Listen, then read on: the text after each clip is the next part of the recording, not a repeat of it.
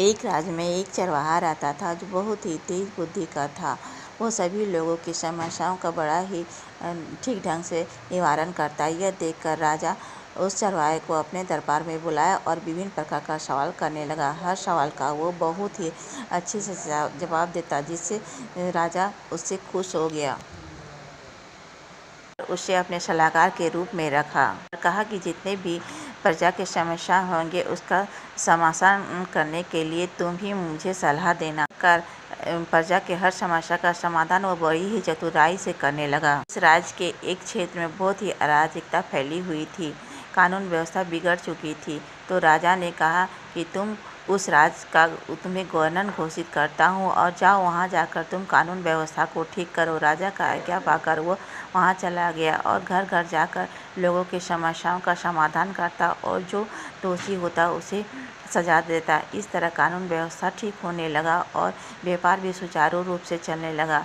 राजा के मन में उसका बढ़ने लगा। यह देखकर राज दरबार के कुछ कर्मचारी उसके विरोध हो गए और राजा के कान भरने लगे कि वो चरवाहा बहुत ही धूर्त है, वो गलत ढंग से पैसा कमाता है। यह बात न मानने को तैयार नहीं था। तब अधिकारियों ने कहा वो जहाँ जाता है साहब वो अपने साथ एक बक्सा ले जाता है जहाँ अपने काला धन को इकट्ठा करता है। राजा ने अपने दूत को भेजकर ये बात सच है कि नहीं पता करना चाहा। तो दूत ने आकर कहा हाँ साहब, जहाँ ये जाता है अपने संग बाजार बक्सा ले जाता है। तुरंत ही राजा उसे अपने दरबार में बुलाता है और कहता है कि मैंने तुम्हें इतना मान सम्मान दिया, इतना धन दिया, पर तुम्हें मन नहीं भरा और तुम गलत ढंग से धन कमाकर इस बक्से में रखते हो। उस चरवाहा ने कहा नहीं, मैं हमेशा ईमानदारी का कमाई करता हूँ। तो राजा ने कहा इस पर क्या है, तुरंत यहीं पर खोलो।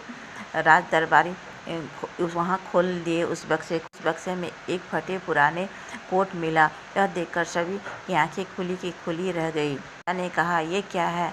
तब उस चरवाहे ने कहा जब मैं चरवाहा कार्य करता था तो इसे ही पहना करता था। मेरे पास एक ही वस्त्र थे, यह मेरे लिए सबसे अजीज है। यही मेरा असल धन है जो मेरे संघर्ष के दिन को याद दिलाता है। ये अधिकारी जो राजा के कान भरते थे वो देखते ही रह गए। उसके उत्तर से बहुत ही खुश हुआ। सरकार, मनुष्य को अपने सच्चाई को कभी नहीं भूलना चाहिए। सफलता चाहे जितनी भी मिले, अपने बीते हुए दिन को याद करके हमेशा ईमानदारी पूर्वक जीवन को यापन करना चाहिए। जो व्यक्ति ईमानदारी के साथ जीता है उसका भविष्य हमेशा उज्जवल रहता है। अगर मेरी कहानी आपको अच्छी लगती हो तो प्लीज़ मेरी कहानी को लाइक कीजिए, शेयर कीजिए और सब्सक्राइब कीजिए।